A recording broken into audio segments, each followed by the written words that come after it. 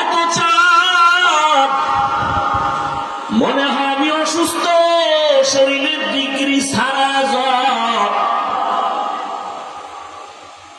এবার আপনারা একটু জানা থাকলে জবাব দেন, এই যে মাত্র 40 বছর পরে রসুলের উপরে কোরআন নাযিল শুরু হইল, পুরা কোরআনটা রসুলের কাছে আসতে পুরা কোরআন সময় লাগছে কয়দিন বলেন?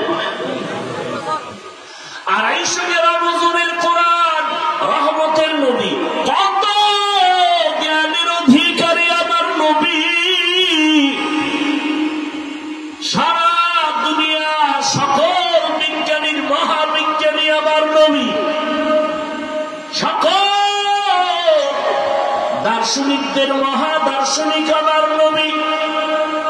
সেই নবীর কাছে কোরআন আসতে 23 বছর যদি লাগে, তুমি সেই কোরআনটা রাতারাতি বাংলা পড়া তাফসীর করবা, এটা প্রলাপ ছাড়া কিছু হতে পারে না।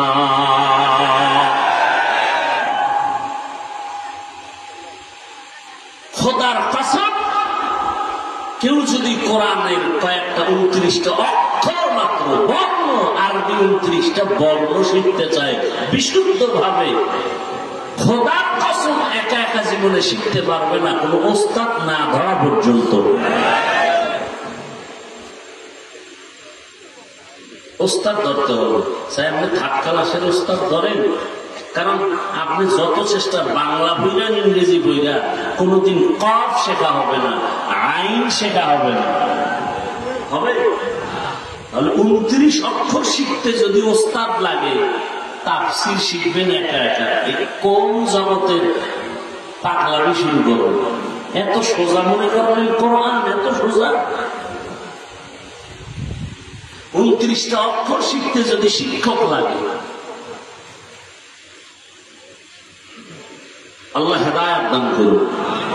তো রসুলের কাছে কোরআন আসতে 23 বছর লাগছে, আর সেই কোরআনের ব্যাখ্যা হাদিস, সেই হাদিসের ব্যাখ্যা সাহাবায়ে কেরামের ইজমা, সাহাবায়ে কেরামের